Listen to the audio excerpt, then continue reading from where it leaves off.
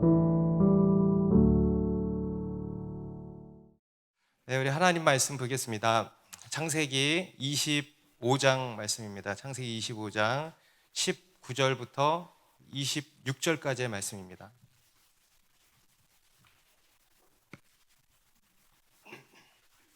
창세기 25장 19절부터 26절까지의 말씀, 저 한 절씩 읽겠습니다. 아브라함의 아들 이삭의 족보는 이러하니라. 아브라함이 이삭을 낳았고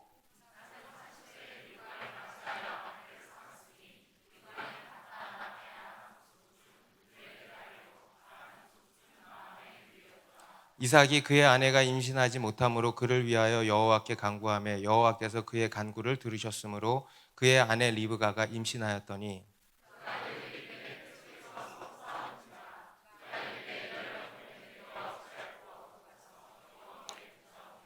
여호와께서 그에게 이르시되 두 국민이 내 태중에 있구나. 두 민족이 내 복중에서부터 나누이리라. 이 족속이 저 족속보다 강하겠고 큰 자가 어린 자를 섬기리라 하셨더라.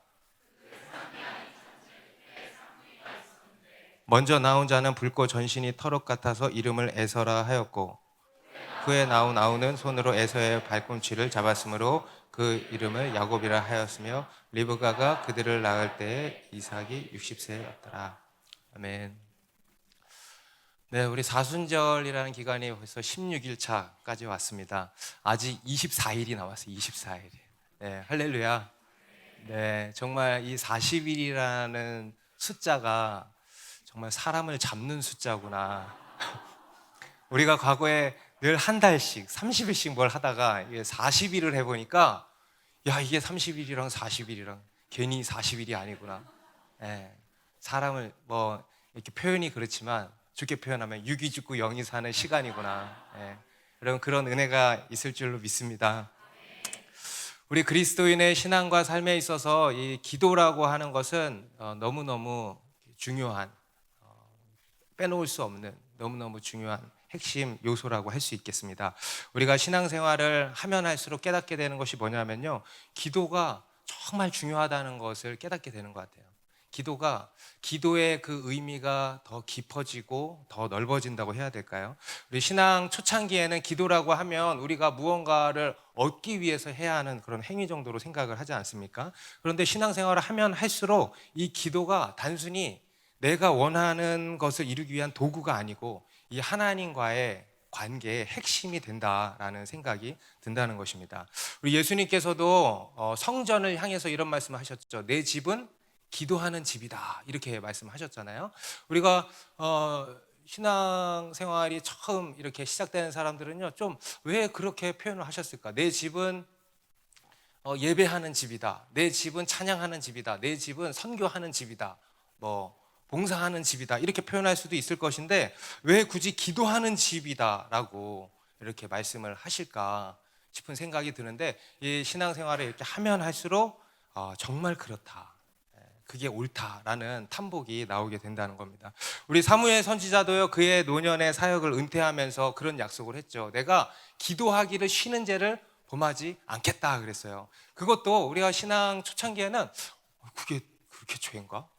기도하기를 쉬는 게 죄인가? 다른 큰 죄들이 많은데 기도하기를 쉬는 게 그렇게 죄인가? 라는 생각이 들지만 우리가 신앙생활을 하고 하면 할수록 그게 정말 큰 죄구나라는 것을 깨닫게 된다는 것입니다.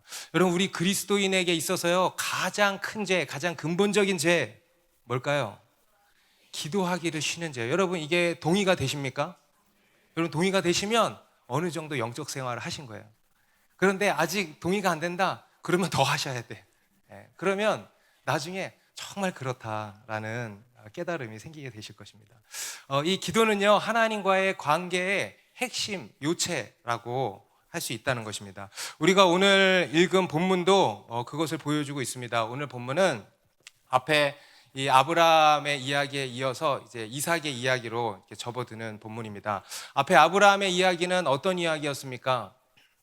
하나님께서 아브라함을 불러내시고 너는 복이 될지라, 이렇게 언약을 맺어주셨어요. 그리고 그것을 실제로 이루어 주신 것이죠.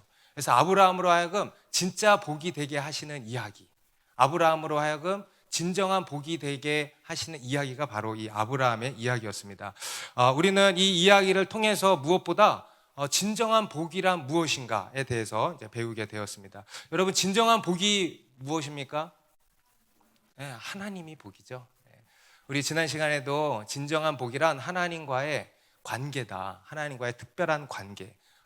성경이 말씀하는 복은 관계입니다. 하나님께 무언가를 얻는 것이 복이 아니고요, 그럴 수 있는 관계가 되는 것이 복이라는 것입니다.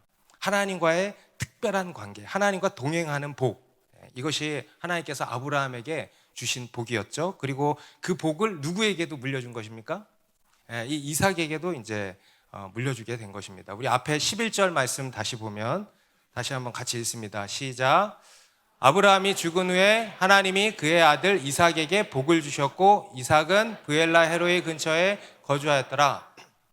아브라함이 죽은 후에 하나님이 이삭에게 복을 주셨다 그런 거야. 다른 서자들에게는 재산을 줬고, 재산만 나눠줬고, 이 이삭에게는 하나님이 복을 주셨다. 여러분, 여기서의 복은 무엇일까요? 바로 하나님과의 언약이에요. 하나님과의 언약은 쉬운 말로 하나님과의 관계라는 것입니다.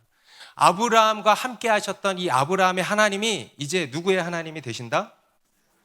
이삭의 하나님이 되어주신다는 것입니다. 여러분, 이게 바로 복인 거예요. 여러분, 이러한 복을 받으셨습니까?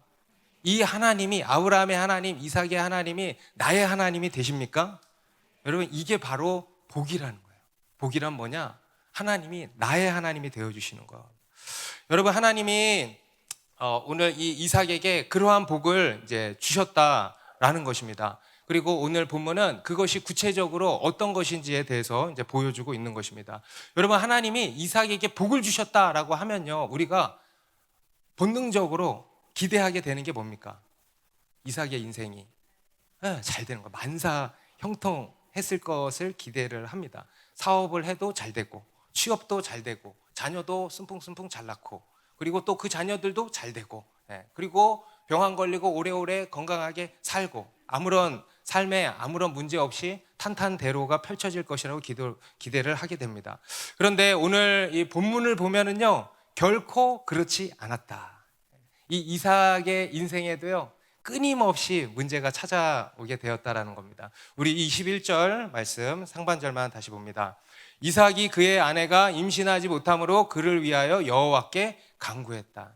여러분, 이삭은요, 늦은 나이에, 그의 나이 40에 결혼을 했습니다. 너무너무 행복했겠죠. 자기 인생이 드디어 이제 시작이구나 라고 생각을 했을지 모릅니다. 그런데요, 그 이후에 또 다른 문제가 발생이 된 거예요. 바로 리브가가 임신을 못하는 거예요.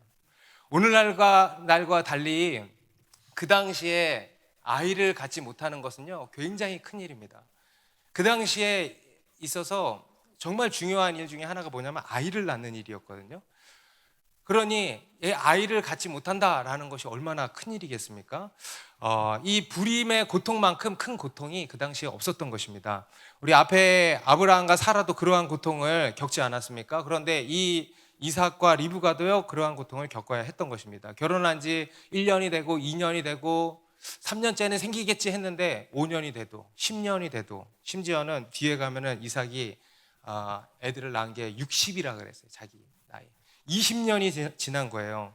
그러니까 20년 동안 임신을 못했던 것입니다. 여러분, 말이 20년이지 얼마나 긴 시간입니까?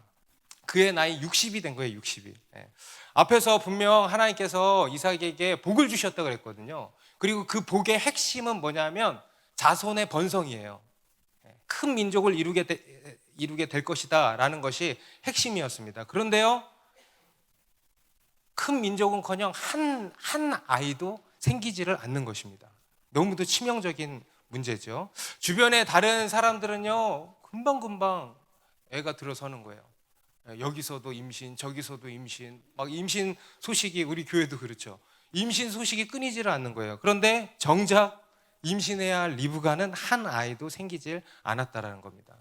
여러분, 분명 이 리브가는요, 하나님이 인도해 주신 최고의 배우자 아닙니까? 믿음의 후손을 이어가야 하는 그러한 약속과 사명이 부여된 여자였습니다.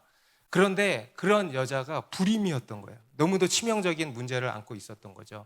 너무 당황스럽고 너무 혼란스러웠을 것입니다. 과연 이 하나님의 약속은 유효한 것인가? 과연 하나님은 정말 살아계시는 것인가? 하나님은 정말 전능하시고 신실하신 영원하신 분이 맞는가? 사라지신 게 아닌가 하는 의심이 들었을 것입니다. 여러분, 이것이요, 우리 사명자의 인생에 찾아오는 인생의 아이러니입니다. 이것이 하나님께 복을 받은 우리에게 찾아오는 인생의 아이러니입니다. 우리가 하나님의 인도하심을 따라 믿음의 여정을 가는데 인생의 막다른 길을 만나게 된다는 것입니다. 거대한 장애물이 내 앞을 가로막고 있다라는 거예요. 사방이 우겨싸임을 당한 것 같은 그런 절망스러운 상황들이 우리 가운데 찾아온다는 거예요. 여러분, 모세도 하나님의 말씀을 받고 말씀을 따라서 이스라엘 백성들을 이끌고 나왔잖아요. 하나님의 정말 은혜로 바로에게서 떠나서 와 하고는 출애굽을 했단 말이에요. 그런데 그 앞에 뭐가 나타났습니까? 홍해가 나타난 거예요. 홍해가 가로막고 있는 거예요. 뒤에는 애국 군대가 쫓아오고 있는 거예요. 사방이 다 막혀있는 이런 진퇴양난의 상황을 만나게 된 것입니다. 그리고 나중에 홍해를 건너가서도 어디로 갔어요? 광야로 갔죠. 여러분, 광야가 어디입니까? 꽉 막힌 곳이 광야예요. 물도 막혔어, 먹을 것도 막혔어, 길도 막혔어, 아무것도 없어. 꽉 막혀 있는 것이 광야입니다. 여러분, 하나님의 인도하심을 받아서 믿음의 여정을 가는데 생각지 못한 이런 장애물들을 만나게 된다는 것입니다. 하나님께서 우리에게 그러한 상황을 허락하신다라는 것입니다. 여러분, 믿음의 여정을 가는데 막다른 길을 만나셨습니까? 지금 내가 어떤 사명의 길을 가는데 홍해를 만나셨습니까? 사방이 꽉 막힌 것 같은 그런 상황을 만나셨습니까? 분명히 하나님이 보여주시고 약속하신 것이 있는데 그것을 따라왔는데 그것이 이루어질 기미가 조금도 보이질 않습니까? 여러분, 당황하지 마십시오. 혼란스러워하지 마십시오. 그럴 수 있다는 거예요. 하나님께서 그러한 상황을 허락하신다라는 거예요. 하나님께서 우리를 그렇게 인도하실 때가 있다라는 것입니다. 왜 그러실까? 여러분, 왜 그럴까요? 하나님은 왜 우리를 그런 인생의 막다른 길로 내몰아 가시는 것일까요? 아마도 그러한 상황을 통해서 하나님께서 하시는 일을 분명히 나타내시려는 목적이실 거라는 생각을 합니다. 여러분, 만약에 이삭이 결혼을 해가지고 바로 애가 생기고 또 막 애가 생기고 이렇게 했다고 생각을 해보십시오. 그러면 그것을 하나님이 하신 일이라고 생각을 할까요? 그냥 자연스럽게 당연하게 여기지 않겠습니까? 그런데 지금 이 이삭의 상황처럼 불가능의 상황에서 태문이 열리고 어떠한 일이 이루어졌다 하면은 하나님이 하셨구나 라고 인정하지 않겠습니까? 그것 때문에 하나님께서 우리를 이러한 사방이 막힌 상황으로 인도하신다라는 것입니다. 그리고 이제 또 한 가지 중요한 이유가 있는데 바로 우리를 기도의 자리로 불러내시려는 목적 때문입니다. 오늘 이삭은요, 그런 상황에서 어떻게 했다 그러냐면 뭐라 그럽니까? 기도했다 그러죠. 그죠? 우리 21절 다시 보면 이삭이 그의 아내가 임신하지 못함으로 그를 위하여 여호와께 간구하며 여호와께서 그의 간구를 들으셨으므로 그의 아내 리브가가 임신하였더니. 이삭이 리브가를 위해서 뭘 했대요? 네, 여호와께 간구했다는 거예요. 곧 기도했다는 거예요. 여러분, 기도가 무엇입니까? 기도는요, 간구하는 거예요. 기도는 간구입니다. 어떤 사람들은 기도를 간구라고 하는 것을 저속하게 여기는 사람들이 있습니다. 그런데 그렇지 않아요. 그 또한 교만한 생각입니다. 여러분, 실제로 성경에 나오는 대부분의 기도가 무엇입니까? 다 간구 기도예요. 간구 기도. 네. 여러분, 어떤 문제가 있습니까? 어떤 삶의 필요가 있습니까? 그러면 간구하십시오. 그건 잘못된 게 아닙니다. 그거는 저속한 일이 아닙니다. 우리는요, 피조물로서 연약한 인간으로서 하나님께 간구해야 되는 거예요. 그래서 하나님께 나의 문제를 가지고 나의 필요를 가지고 기도해야 되는 거예요. 이것은 저속한 것이 아닙니다. 우리 인간이 할 수 있는 하나님이 가장 기뻐하시는 일인 줄 믿습니다. 우리 인간이 할 수 있는 가장 겸손한 일이라는 것입니다. 오히려 하나님은 우리를 그렇게 기도의 자리로 부르시려고 이런저런 부족함을 허락하시고 이런저런 문제를 허락하신다라는 겁니다. 여러분, 하나님께서 우리에게 막다른 길을 허락하시는 첫 번째 이유 뭐냐면 바로 우리를 기도의 자리로 부르신다는 거예요. 여러분, 삶에 어떤 문제가 있습니까? 여러분, 그것이 바로 하나님의 부르심인 거예요. 아, 하나님이 나를 부르시는구나 깨달으시기 바랍니다. 하나님이 잠들어 있는 나를 깨우시는구나, 하나님이 나를 찾아오셔서 노크하고 계시는구나, 이렇게 깨닫게 되시기 바랍니다. 그리고 기도의 자리로 나가게 되시기 바랍니다. 우리 인간은 여러분 삶에 문제가 없으면 기도해요, 안 해요? 절대 하나님께 나아가질 않습니다. 여러분, 인생에 막힘이 없잖아요. 인생에 막힘이 없잖아요. 그러면 어떻게 합니까? 그냥 가는 거예요. 막힘이 없으니까. 하늘을 볼 겨를이 없는 거예요. 막힘이 없으니까 그냥 앞이 열려 있으니까 어떻게 해요? 그냥 막 달려가는 거예요. 하늘을 볼 겨를이 없는 거예요. 그런데 막힘이 오잖아요. 막다른 길이 나오잖아요. 그러면 그제서야 하늘을 보게 되는 것입니다. 여러분, 이게 바로 우리 인간의 죄성인 겁니다. 그래서 하나님이 우리에게 이러한 문제를 허락하신다는 거예요.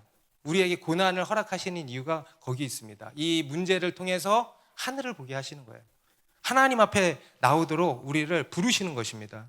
실제로 여러분들이 주님 앞에 나오게 되신 계기들을 한번 뒤돌아보십시오. 교회에 처음 오게 된 계기가 무엇이었습니까? 기도 안 하다가 기도를 시작하게 된 계기가 무엇이었습니까? 다 어떤 문제를 만났을 때 아닙니까? 질병의 문제, 실직의 문제, 사업의 실패, 자녀의 문제, 재정의 문제, 또는 이별. 하나님이 이별도 쓰시더라고. 시련의 은혜. 할렐루야. 시련의 은혜. 그러한 문제로 하나님 앞에 나아가게 되었던 것입니다. 그리고 거기에서 그 영혼이 살아나고 거기에서 영적인 부흥이 시작이 되는 겁니다. 여러분, 지금도요, 우리 교회 안에 그런 분들이 있어요. 삶에 또는 가정에 이런저런 큰 문제들이 이제 찾아온 것입니다. 인간적인 눈으로 보면요, 큰일 난 거예요. 아이고, 큰일 났다. 인간적인 눈으로 보면요, 너무너무 불행한 일이 생긴 거예요. 그런데요, 영적으로 보면 그렇지 않아요. 그 문제로 인해서요, 그 영혼이 깨어나는 것을 본다는 겁니다. 그 영혼이 새벽을 깨우는 것을 본다는 겁니다. 그 영혼이 다시 예배를 회복하는 거예요. 그 영혼의 삶에 다시 기도가 시작되는 거예요. 회개할 것들이 있었는데 그것들을 정말 회개하고 다시 하나님께로 돌이키게 된다는 거예요. 심지어는 참 희한해요. 주변에 믿지 않는 영혼들이 막 돌아오기 시작하는 거예요. 그를 통해서. 그러면서 그의 삶이 완전히 변화되는 것입니다. 부흥이죠. 영적인 부흥이 시작된다는 것입니다. 여러분, 우리 그리스도인에게 기도가 왜 중요할까? 여러분, 우리 그리스도인에게 기도가 왜 중요할까? 우리 하나님은 우리의 기도를 통해서 일하시기 때문입니다. 우리가 다들 잘 아는 사실이죠. 우리 새가족반에서부터 가르쳐드리는 사실이죠. 우리 하나님은 우리의 기도를 통해서 일하신다는 거예요. 한번 따라해 보세요. 하나님은 우리의 기도를 통해서 일하십니다. 이게 무슨 말일까? 무슨 의미일까? 오늘은 이거에 대해서 좀 나누어 보려고 합니다. 하나님은 우리의 기도를 통해서 일하신다고 하는데 그게 무슨 뜻일까? 먼저는 우리가 알고 있는 것처럼 말 그대로 하나님은 우리의 기도를 통해서 일하신다는 거예요. 말 그대로. 우리의 기도를 통해서 우리의 필요를 채우시고 우리의 기도를 통해서 우리가 생각하고 원하는 바를 이루시고 응답해 주신다, 이 말입니다. 우리 마태복음 7장 7절이 대표적인 말씀이죠. 우리 같이 읽습니다. 시작. 구하라, 그리하면 너희에게 주실 것이요, 찾으라, 그리하면 찾아낼 것이요, 문을 두드리라, 그리하면 너희에게 열릴 것이니. 구하라, 찾으라, 문을 두드리라, 다 뭐예요? 기도하라는 거예요. 기도하라. 기도하면 하나님이 응답하신다, 이거예요. 이게 하나님이 일하시는 방법이다, 이겁니다. 이게 하나님이 일하시는 영적인 원리라는 거예요. 우리 야고보서 4장 2절은 이렇게 말씀합니다. 너희가 얻지 못함은 뭐하기 때문이요? 구하지 아니하기 때문이요. 기도하지 않기 때문이라는 거예요. 어떤 것은 우리가 구하지 않아도 다 공급을 해주시죠. 은혜를 베풀어 주시는 게 있죠. 그런데 어떤 것들은요, 구하지 않으면 안 해주시는 게 있다는 거예요. 마찬가지 하나님께서는 우리의 기도를 통해서 일하신다라는 것입니다. 심지어 그것이 분명한 하나님의 뜻입니까? 분명하게 하나님이 약속해 주신 게 있습니까? 그러면 더더욱 기도해야 된다. 우리 에스겔서 36장 37절에 말씀 같이 읽습니다. 시작. 주 여호와께서 이같이 말씀하셨느니라.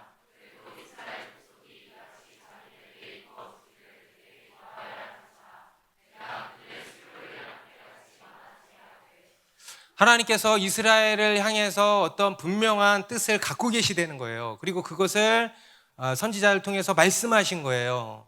그러면 여러분 이루어지겠어요? 안 이루어지겠어요? 이루어져요. 반드시. 그런데 여기서 뭐라 그래요? 따라합시다. 그래도. 여러분 좌우로 이렇게 인사하세요. 그래도 기도합시다. 다시 한번 그래서 더 기도하는 겁니다.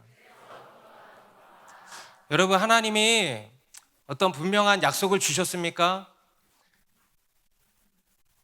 그래서 그것이 이루어질 것을 믿으십니까? 여러분 믿으십니까? 그래도 기도해야 된다는 거예요. 아니 그래서 더 기도해야 한다라는 것입니다. 여러분 오늘 이 이삭에게도 마찬가지 아닙니까? 하나님이 이삭에게도 분명한 하나님의 약속의 말씀을 주셨어요. 수많은 자손을 주시겠다. 그러면은요 여러분 믿으면 돼요. 하나님이 그렇게 하신다는 거예요. 굳이 기도할 필요 있어요? 없어요? 없다고 생각을 할 수 있어요. 그런데 그게 아니라는 거예요. 그래도 기도해야 된다 이거예요. 아니 그렇기 때문에 더 기도해야 된다는 거예요. 어떤 사람들은요 그냥 딱 믿으면 되지. 그래서 못 믿어가지고 기도를 해. 이렇게 얘기하는 사람들이 있어요. 그런데 그게 아니라는 거예요. 여러분 믿음은 그런 게 아니에요. 여러분 우리가 믿기 때문에 기도하는 것입니다. 여러분 믿으십니까? 그렇기 때문에 기도하는 거예요. 여러분 기도를 안 하잖아요? 왜 그런지 아세요? 안 믿으니까 기도 안 하는 거예요. 믿음이 있으면 기도합니다. 믿음은 곧 기도해요. 그래서 그래도 기도해야 된다. 여러분 하나님께서 여러분에게 약속하신 바가 있으시죠? 보여주신 것들이 있으실 겁니다. 그렇다면요 기도하십시오. 그냥 하나님의 뜻이면 되겠지. 여러분 이건 믿음이 아니라 그랬어요. 그렇기 때문에 기도해야 하는 것입니다. 그리고 두 번째로 하나님께서 우리의 기도를 통해서 일하신다라는 것은 어떤 의미인가, 무엇을 의미하는가? 바로 하나님께서 우리의 기도를 통해서 하나님의 은밀한 일을 하신다는 거예요. 단순히 우리가 얻고자 하는 그런 바를 이루어 주시는 것이 아니고요.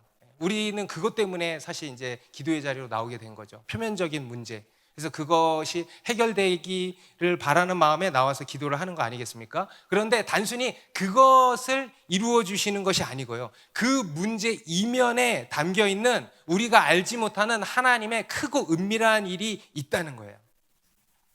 표면적으로는 내 삶에 이런저런 문제거든요. 그런데요, 단순히 그게 아니라는 거예요. 그 문제 이면에 우리가 알지 못하는 하나님의 더 큰 계획이 있다는 거예요. 그것을 통해서 하나님이 하고자 하시는 우리가 알지 못하는 어떠한 일이 있다는 거예요. 그 일을 이루신다는 거예요. 이게 바로 하나님이 우리의 기도를 통해서 일하신다라는 것입니다. 우리 예레미야 33장 2절 3절 말씀입니다. 같이 읽습니다. 시작. 이를 행하시는 여호와, 그것을 만들며 성취하시는 여호와, 그의 이름을 여호와라 하는 이가 이와 같이 이르시되 너는 내게 부르짖으라. 내가 내게 응답하겠고 내가 알지 못하는 크고 은밀한 일을 내게 보이리라. 너는 내게 부르짖으라. 내가 내게 응답하겠고. 할렐루야. 근데 우리는 딱 거기까지만이에요. 그런데 주님이 뭐라고 하시냐면 그것만이 아니라 네가 알지 못하는 크고 은밀한 일이 숨어 있다 이거예요. 그것을 위해서 내가 너에게 이 문제를 허락한 것이고 그것 때문에 너를 내가 이 기도의 자리로 부른 것이다 이것입니다. 그 일을 이루려고 하기 위함이다 이거예요. 그럼 우리 눈에 표면적인 그러한 어떤 문제가 다가 아니고 그 이면에 숨겨져 있는 하나님이 하고자 하시는 은밀한 일이 있다라는 거예요. 그것을 하나님이 하고자 하신다라는 것입니다. 오늘 이 이삭과 리브가도 마찬가지죠. 단순히 그냥 어떤 지금 이 땅에서의 어떤 문제 상황처럼 보이죠. 한 가정에 아이가 잉태되지를 못하는 그런 상황인 것입니다. 그런데 단순히 그런 류의 일만이 아니라는 거예요. 여러분 지금 이 일은요 이삭과 리브가 그 가정의 일만이 아니죠. 여러분 이게 보십시오. 온 인류의 운명이 걸린 문제 아닙니까? 그들의 표면적 문제 이면에 은밀한 하나님의 일이 지금 담겨 있는 거예요. 무엇입니까? 바로 그의 후손을 통해서 예수 그리스도께서 오신다는 거예요. 그의 자녀들을 통해서 하나님의 나라가 세워져 간다는 것입니다. 이러한 이 하나님 나라에 크고 은밀한 일이 담겨 있다는 거예요. 우리 사무엘상 1장에도 가면 또 한 명의 불임 여성이 나오죠. 한나라고 하는 여인이 나오죠. 둘째 부인 브닌나는 막 임신 쓴풍쓴풍 애를 저렇게 막 낳는데, 이 한나는 아이가 생기지를 않는 거예요. 불임이었던 거예요. 그래서 어떻게 합니까? 하나님 앞에 나아가 기도한 거예요. 그를 기도의 자리로 딱 불러내신 거예요. 기도의 자리로 나와라 불러내신 거예요. 신음하며 그 앞에서 기도한 것입니다. 왜 그렇습니까? 하나님께서 단순히 태의 문을 여시는 게 아니라 그에게 하나님이 하실 특별한 일이 담겨 있었다라는 겁니다. 무언가 하나님의 은밀한 계획이 담겨 있었다라는 거예요. 그의 태 안에 바로 사무엘이죠. 영적인 깊은 어둠에 빠져있던 이스라엘을 구원할 마지막 사사 사무엘이 기다리고 있었던 거예요. 이 한나의 불임의 문제도요, 그냥 한나 한 개인의 한이 아니에요. 한나 한 개인의 불임이 아니에요. 이스라엘 전체의 영적 불임을 의미했던 것입니다. 그리고 이 한나라고 하는 여인의 하나의 문제를 가지고 하나님이 이 이스라엘의 영적 불임을 해결하신 거예요. 이스라엘을 구원할 사무엘을 그녀를 통해서 낳게 하셨다는 것입니다. 이것이 하나님께서 우리의 기도를 통해서 일하시는 이유입니다. 하나님이 우리의 기도를 통해서 일하신다라고 하는 것에 가장 중요한 의미가 바로 이것입니다. 우리가 알지 못하는 크고 은밀한 일을 이루시기 위함이라는 것입니다. 여러분, 지금 어떤 어려움 가운데 있으십니까? 막다른 길 앞에 서 계십니까? 하나님이요, 여러분을 기도의 자리로 불러내시는 겁니다. 그것에 반응하시기 바랍니다. 그리고요, 또 한 가지 기억하십시오. 그 이면에 하나님의 특별한 뜻이 담겨 있다는 거예요. 그것을 통해서 하나님이 하고자 하시는 하나님 나라에 크고 은밀한 일이 있다는 것을 기억하시기 바랍니다. 그리고 그것을 구하시기 바랍니다. 오늘 본문 뒤에 22절, 23절에도 보면은 또 한 가지 문제가 발생을 하는데요. 우리 22절, 23절도 같이 읽습니다. 시작.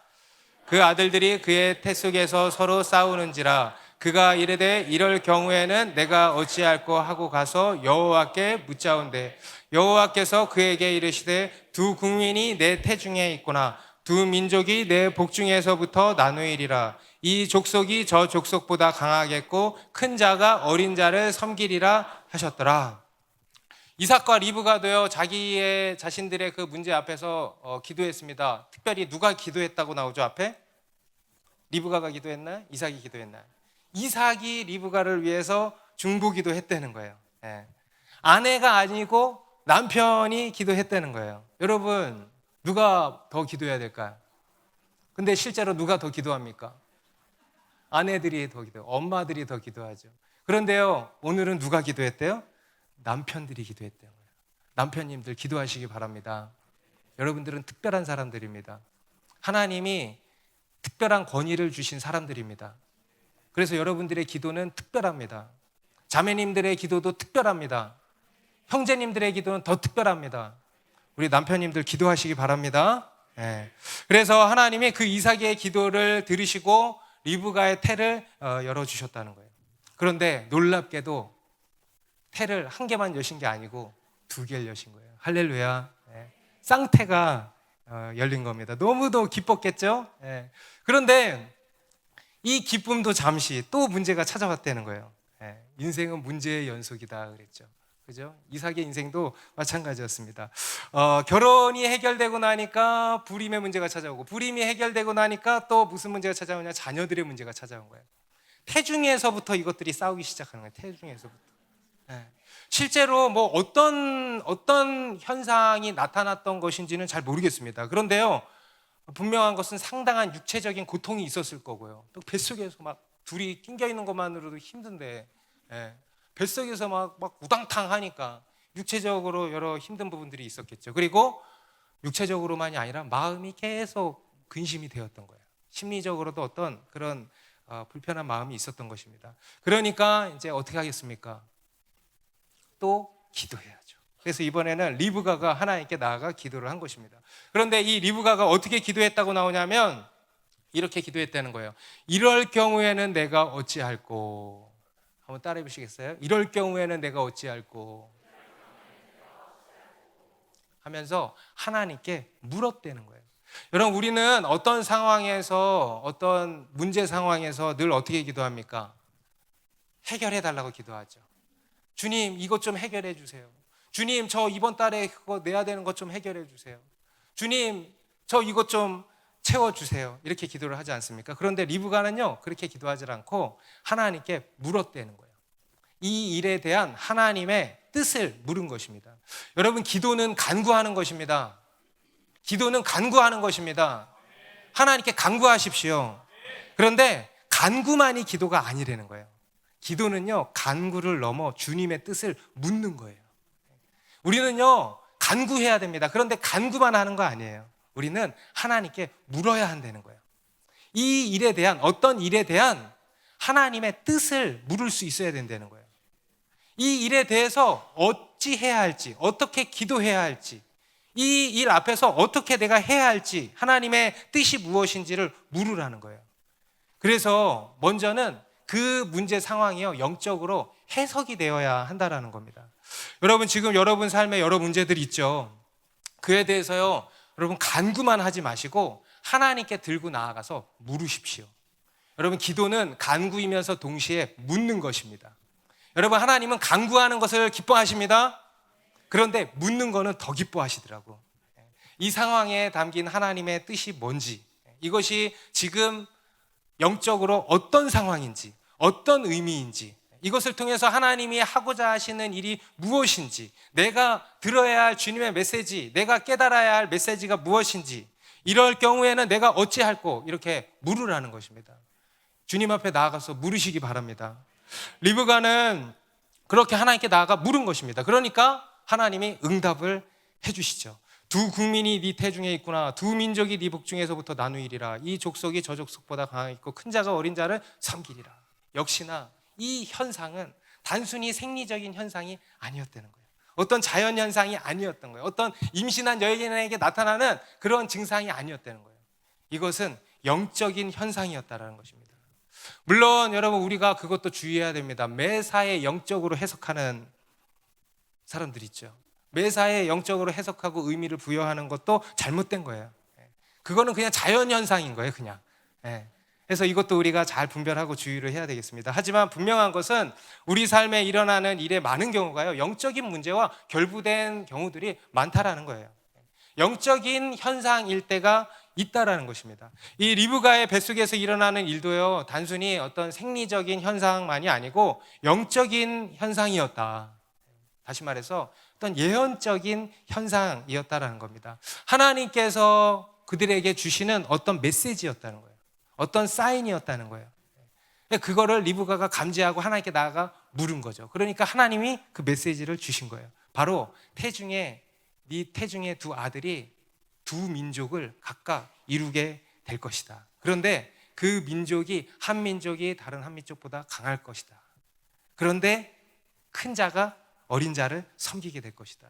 여러분, 세상의 법칙은 무엇입니까? 큰 자가 장자가 돼서 어린 자가 큰 자를 섬기는 게 세상의 법칙이잖아요. 그런데 그게 뒤집어질 거다 이거예요.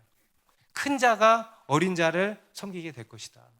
앞으로 그 이삭에게서 나오는 두 아들 에서와 야곱이죠. 야곱과 에서. 이 야곱과 에서 사이에서 일어날 일을 미리 이제 보여주시는 겁니다. 이삭과 리브가로 하여금요, 힌트를 주시는 거예요. 이삭과 리브가로 하여금 이 두 아들의 앞으로의 운명에 대해서 미리 이렇게 말씀을 하신 거예요. 하나님의 은밀한 뜻을 계시해 주신 것입니다. 여러분, 이게 우리가 기도해야 하는 이유라는 거예요. 여러분, 이거는요, 기도하지 않으면 받을 수가 없는 거예요. 다른 어떤 문제 해결은요, 기도하지 않고 뭐 어떻게 해결될 수가 있겠죠. 그럴 수도 있죠. 그런데요, 이러한 하나님의 크고 은밀한 일에 대해서는요, 기도하지 않으면 받을 수가 없는 것입니다. 우리는 기도할 때 우리 삶의 문제 이면에 담겨있는 하나님의 은밀한 일들을 보게 되는 겁니다. 기도할 때 그런 일들이 드러나게 되는 것입니다. 그 문제의 진정한 본질이요. 본질이죠. 여러분 삶의 문제의 진정한 본질을 깨우치셔야 됩니다. 문제의 본질을 알게 되고 근본적인 해결을 이루게 되는 것이 바로 기도의 능력인 것입니다. 우리가 알지 못하는 하나님의 뜻을 알게 되고 이루게 된다. 오직 기도할 때. 그래서 여러분 기도하라는 거예요. 여러분 삶의 문제를 가지고 여러분 기도의 자리로 나오시기 바랍니다. 그럴 때 하나님께서 그 문제와 또 우리의 기도를 통해서요, 우리가 알지 못하는 하나님의 은밀한 일들을 이루실 것입니다. 그리고 세 번째로 하나님이 우리의 기도를 통해서 일하신다는 것이 무슨 의미인가? 우리 가운데 행하시는 은밀한 일이 어떤 것인가? 그 중에 하나가 뭐냐면 바로 우리를 변화시키신다는 거예요. 여러분 하나님은요, 우리의 기도를 통해서 우리를 변화시키십니다. 기도를 통해서 우리에게 어떤 응답만 주시는 것이 아니고요, 그것을 받을 그릇으로 준비시키신다는 거예요. 여러분 우리는 무언가를 받는 것에만 늘 관심이 있지 않습니까? 무언가를 얻어내는 것에만 급급하지 않습니까? 그것에만 집중이 되어 있죠. 그런데 여러분 그보다, 받는 것보다 더 중요한 게 뭔지 아세요? 그것을 받을 만한 그릇으로 준비되는 게 더 중요해요. 아멘입니까? 여러분 잘 되고 싶죠? 성공하고 싶죠? 여러분 하는 일에 있어서 다 잘 돼서 업적을 내서 이름을 내고 싶죠? 여러분 돈도 많이 벌고 싶죠? 그렇지 않습니까? 그런데요 여러분, 그게요 얼마나 위험한 일인지 아십니까? 여러분 돈 많이 버는 게 얼마나 위험한 일인지 아십니까? 여러분 사람들에게 명성을 얻고 내 이름을 내는 거, 인기를 얻게 되는 게 얼마나 무서운 건지 아십니까? 여러분 성공해가지고요 빠르게 높이 올라가는 게 얼마나 무서운 일인지 아십니까? 여러분 그것을 담아낼 그릇이 준비되지 않으면요, 그것은 재앙 중에 재앙입니다. 언젠가는요 크게 추락하게 되는 거예요. 오히려 재앙이 된다라는 겁니다. 그래서 우리에게 더더욱 중요한 것이 뭐냐면 우리가 무언가를 담아낼 수 있는 그릇으로 준비되는 거예요. 하나님께서요 기도를 통해서 이 일을 또한 하신다라는 겁니다.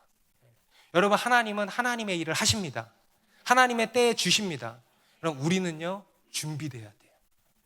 받을 그릇으로 준비돼야 돼요. 그런데 이것도 어떻게 되냐? 이 또한 하나님이 해주셔야 되는 거예요. 어떻게 하시냐? 바로 우리의 기도를 통해서 하신다는 거예요. 기나긴 기다림의 시간을 통해서 이 일을 하신다는 거예요. 우리 아브라함도 25년 만에 이삭을 주셨잖아요. 그런데 그 25년이 그냥 단순히 막 기다리기만 한 시간이 아니죠. 25년이 아브라함이 준비된 시간이었어요.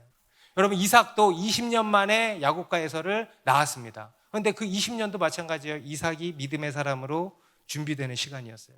여러분 한나도 그렇죠. 한나도 그죠? 그 기나긴 기다림의 시간, 기도하는 시간 동안에 먼저 한나가 바뀐 거예요. 여러분 한나가 기도하다가 마지막에 뭐라고 합니까? 하나님, 내가 아들을 낳으면 이 아들을 하나님께 드리겠습니다. 갈 때까지 간 거예요. 이 아들을 하나님께 드리겠습니다. 하나님이요 그거 기다리고 계셨던 것 같아요. 그 서원하기까지를 기다리셨던 거예요. 근데 단순히 그거는 그냥 서원을 하고 서원을 받아내셨다라기보다는 그 시간을 통해서 그녀를 육의 사람에서 영의 사람으로 바꾸셨다는 거예요. 여러분 다윗도 10수년을 광야에서 사울에게 쫓기면서 생고생을 했잖아요. 여러분 그 시간이 헛됩니까? 아니에요. 여러분 그 시간을 통해서 어떻게 된 거예요? 다윗이 이스라엘의 왕으로 빚어진 거예요. 여러분 다윗이 그 시간 동안에 뭐 했겠습니까? 계속 기도했을 거예요. 여러분 다윗의 시편을 보면 우리가 알 수 있죠. 늘 무릎으로 살았던 것입니다. 그러면서 다윗으로 만들어진 거예요. 이스라엘의 왕이 될 사람으로, 그릇으로 만들어진 것입니다. 여러분 그 과정이 구체적으로 어떤 것인지는 말하기가 어렵습니다. 그런데 결과적으로 보면요 정말 신기해요. 사람이 바뀐다는 거예요. 육적인 사람에서 영적인 사람으로 변화되어 간다는 거예요. 내가 주인이 된 인생에서 오늘 이 야곱도 발꿈치를 탁 잡는다. 자기 힘으로 살아가는 인생이죠. 그런데 그런 인생에서 하나님이 다스리시는 인생으로 변화되어 간다는 거예요. 내가 다스리는 인생에서 내 인생은 내 거야, 내 마음대로 할 거야 라고 하는 인생에서 하나님의 다스림을 받는 인생으로 변화되어 간다는 거예요. 그래서 여러분 기도라는 게요 무서운 거예요. 여러분 기도가 뭔지 아십니까? 기도는요, 하나님의 다스림 안으로 들어가는 통로입니다. 무슨 얘기냐면요, 여러분, 기도하는 사람은요, 어떤지 아세요? 인생이 자기 마음대로 안 돼요. 인생이 내 마음대로 안 된다는 게 무슨 말인지 아세요? 하나님의 통치 안에 들어와 있다는 거예요. 여러분, 이게 바로 기도고, 이게 바로 기도의 능력입니다. 육의 사람에서 영의 사람으로 바꿔내시는 거예요. 곧 내가 주인된 인생에서 하나님의 다스림을 받는 인생으로 바꾸신다는 거예요. 그래서 지금 여러분의 꼬인 인생이 해석이 되시죠? 네. 그게 기도의 능력이에요. 하나님의 통치 안으로 들어가게 한다는 것입니다. 여러분, 기도하는 사람은 변화됩니다. 기도하는 사람은 성장합니다. 기도하는 사람은 성숙해져 갑니다. 저는 우리 그리스도인은요, 그냥 심플하게 둘 중에 하나라고 생각합니다. 기도하는 사람과 기도하지 않는 사람. 진짜 그리스도인은 누구냐? 기도하는 사람이에요. 그럼 기도하지 않는 사람은 뭐냐? 저도 몰라요. 그런 사람은 변화가 없어요. 맨날 그 자리에 그릇이 준비가 되질 않으니 뭐가 오겠습니까? 기다리면 옵니까? 오면 재앙이라 그랬죠. 그런데 기도하는 사람은요, 빛이 나는 거예요. 기도하는 사람은요, 변화되는 거예요. 기도하는 사람은요, 그 어떤 복도 담아낼 수 있는, 하나님의 주실 것들을 담아낼 수 있는 그릇으로 준비가 되는 것입니다. 여러분, 이게 바로 하나님께서 우리의 기도를 통해서 일하신다는 의미입니다. 여러분, 기도하시기 바랍니다. 기도의 자리로 나오시기 바랍니다. 그리고 이것이 바로 복이라고 말씀하는 거예요. 복된 인생은 뭐냐? 여러분, 기도하는 인생이 복된 인생입니다. 복, 엎드릴 복이라 그랬죠. 우리 새벽 기도에 나오면요, 앞에 와서 팍 엎드려 있는 사람도 있어요. 그게 복이에요. 여러분, 이 엎드릴 복이 늘 가득하시길 바랍니다. 늘 하나님 앞에 와서 엎드려 있으세요. 뭘 합니까? 고개 드지 마세요. 그냥 팍 엎드려 있으세요. 고개 푹 숙이고 하나님 앞에 그냥 엎드려 있어요. 이게 복이라는 것입니다.